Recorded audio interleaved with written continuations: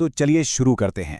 آج کے اس تحقیقی جائزے میں ہم مولانا سید عبدالرب کی زندگی اور ان کے چھوڑے گئے علمی ورثے کا ایک گہرا جائزہ لیں گے۔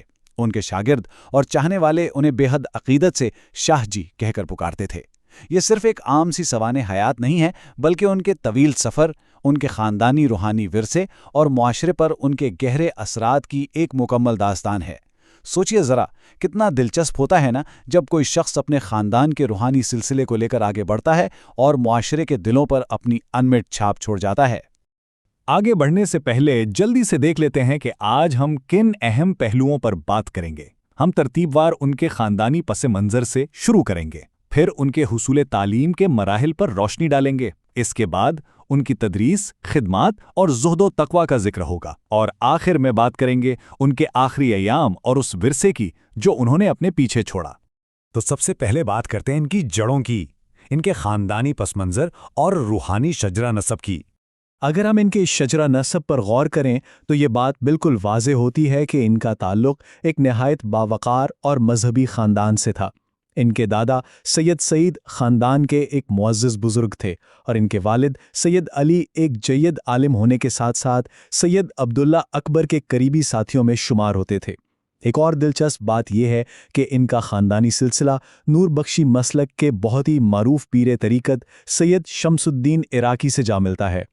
اس سب سے پتہ چلتا ہے کہ مولانا کی جڑیں کتنے گہرے مذہبی اور روحانی ماحول میں پیوست تھیں۔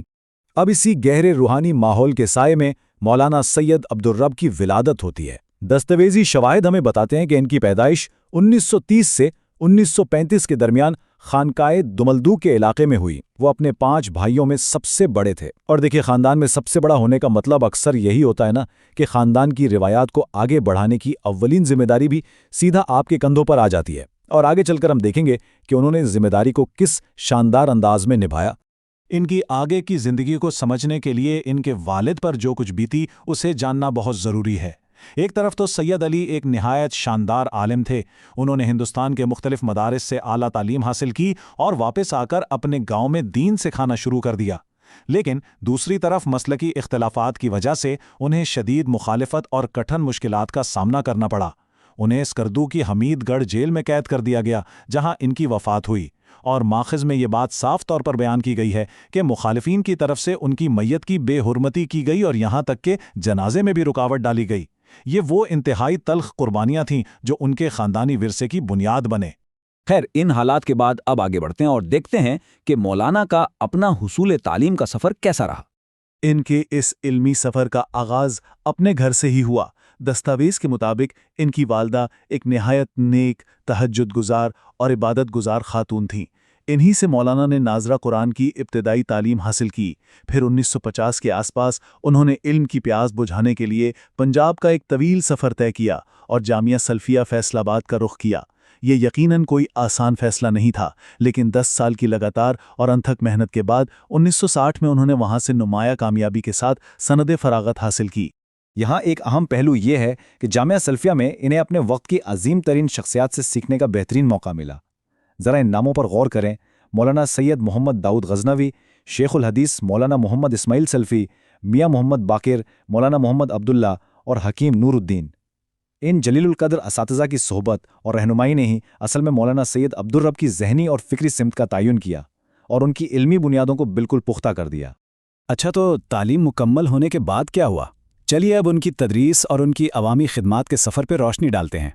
فراغت کے بعد انہوں نے اپنے ہم عصر علماء جیسے مولانا امیر حسین اور مولانا ادریس سے مشورہ کیا۔ اب چونکہ وہ خالص توحید اور سنت کے بہت سخت دائی تھے، تو اپنے عقائد کی وجہ سے انہوں نے اپنا آبائی علاقہ بلتستان چھوڑنے کا فیصلہ کر لیا۔ وہ وہاں سے ہجرت کر کے کالا باغ کے علاقے ڈونگی میں آ بسے۔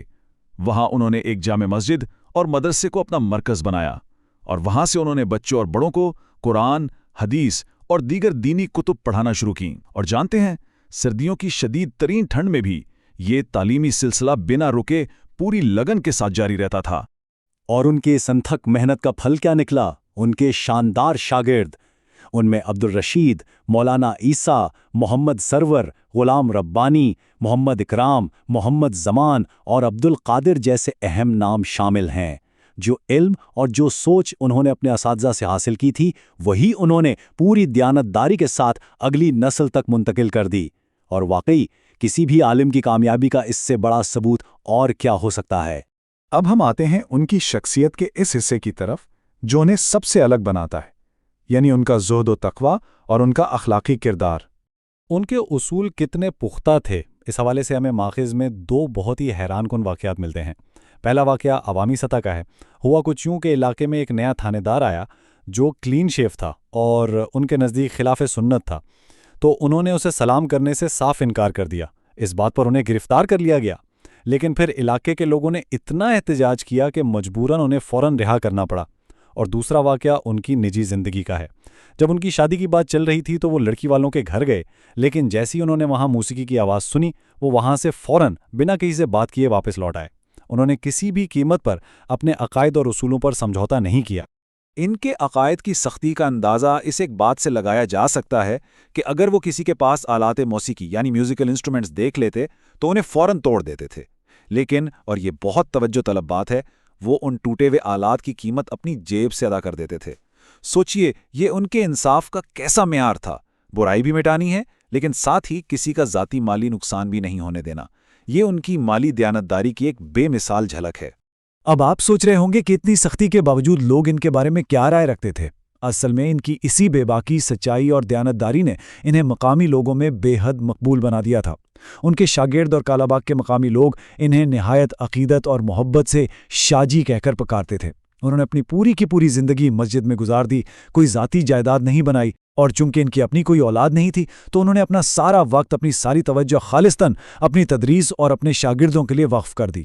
اب ہم اس سفر کے آخری حصے کی طرف آتے ہیں، ان کے آخری ایام اور ان کے چھوڑے گئے ورثے کی بات کرتے ہیں۔ زندگی کے آخری ایام میں وہ ایک شدید بیماری کا شکار ہو گئے۔ بہتر علاج کی غرض سے انہیں کراچی بھی لے جایا گیا، لیکن افسوس 55 سے 60 برس کی عمر میں وہ وفات پا گئے۔ اب سوچئے ذرا، شاہ جی کی یہ یکسوئی، جہاں انہوں نے ذاتی مال و دولت اور خاندانی ناموری پر اپنے ایمان اور اپنے علم پھیلانے کے فرض کو ترجیح دی، یہ بات آج کے دور میں ہمارے لیے کتنے اہم سوالات چھوڑ جاتی ہے۔ جب کوئی شخص اپنے ذاتی فائدے سے ہٹ کر اپنی زندگی خالص اصولوں کے لیے وقف کر دیتا ہے تو اس کا اثر کبھی مٹایا نہیں جا سکتا۔ ان کی تعلیمات آج بھی ان کے شاگردوں کے دلوں میں زندہ ہیں۔ اس تحقیقی سفر میں ہمارے ساتھ رہنے کا بہت شکریہ۔ یقیناً یہ حقائق اور یہ داستان ہمیں سوچنے کے نئے زاویے دیتی ہیں۔